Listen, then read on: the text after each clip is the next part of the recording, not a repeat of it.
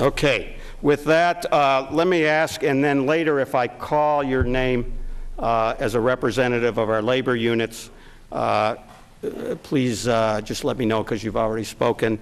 I know for sure that a couple of the units, I believe representatives are here. Let me start with Mark Spencer for PLEA, our Phoenix Police.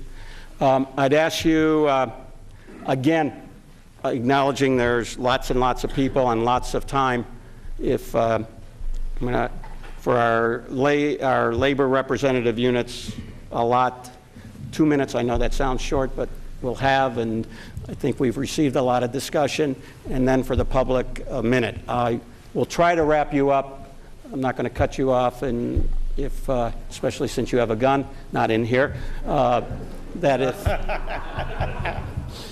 not accordance with law, right? Maybe so, I guess. That if you could try to finish your thoughts, and if there's something urgent, to finish, and that will apply to everyone. With that, I need everybody's name, address that you would like to give, and whether you're speaking for yourself in the future or a particular stakeholder group, or in this case, a particular labor unit.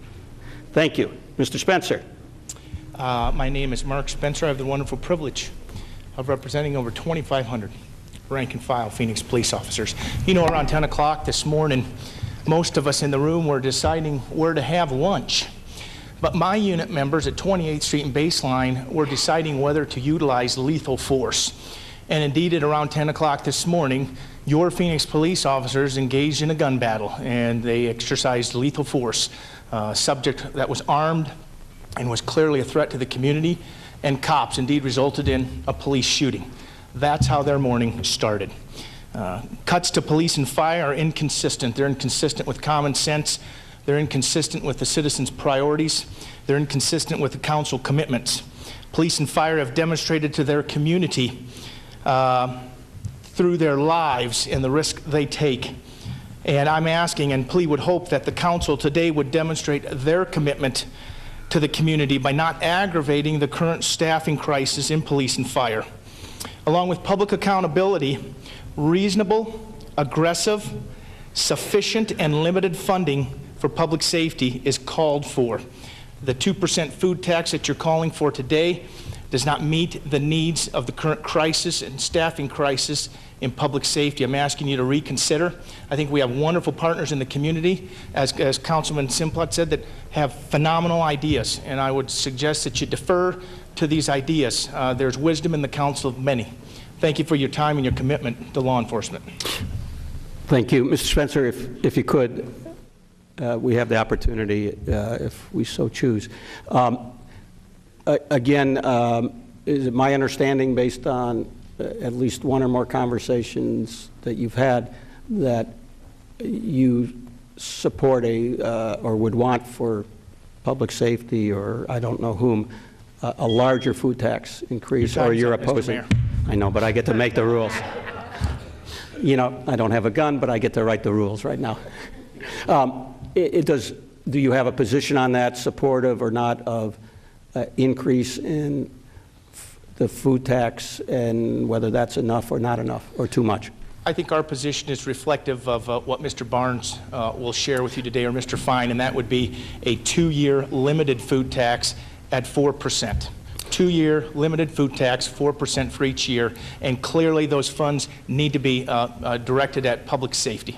Okay, do you object, because it would also bring in then, no matter what we adopted at the end, based on my explanation and confirmed by the attorney and our management, that if the council adopted 2 today, it brings in by March 2nd, whether it's 2 years, 1 year, or any amount, including an increase in the sales, we bring in an extra $12 million that wouldn't be available if we adopt a 4% on March 2nd. And if I wasn't clear, and I'll ask the management. You'll have to restate that. Okay.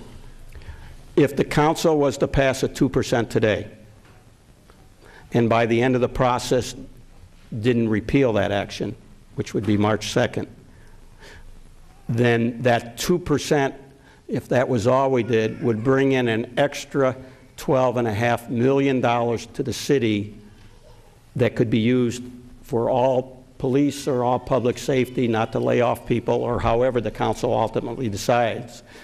If we were to adopt 4%, as suggested in your comments on March 2nd, we could adopt before 2%, like I said, we adopt 2 today, adopt additional 2 if that was the wisdom of the council, and we would have 4% revenue, but by adopting the 2 today, we have 4% plus $12.5 million more than the 4%. In other words, adopting today, starting today, we implement this, whatever the food tax would be if it passes, 60 days earlier, which brings in $6,250,000 more a month for every month we start something, and a $1 million, whatever that is, a week.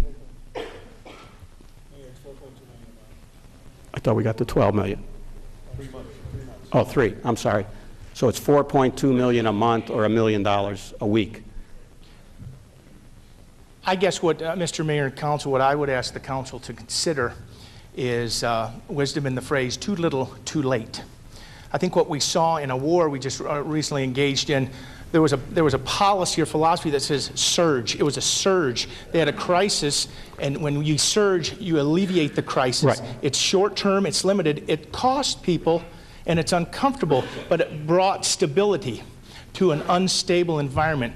I think this surge through this revenue that's limited, and I think what I hope I probably understressed, and I need to overstate it, it needs to have community oversight and audit. Because I think one of the council people made the statement, and I think it was you, councilperson, where'd all this money go for the last initiative? I mean, we were told 500 officers, we got 450. So I think that surge philosophy in a crisis situation is appropriate. Okay. I think it makes sense. Let's stay focused on that, because we've heard from a lot of your members. I think everyone that's been on the council for the since I've been mayor, at least consistently, as you know, has voted and fought to increase police and fire. I don't think you would disagree with that. From creative solutions to initiatives, and your organization has helped lead the charge with fire to help fund and convince the citizens.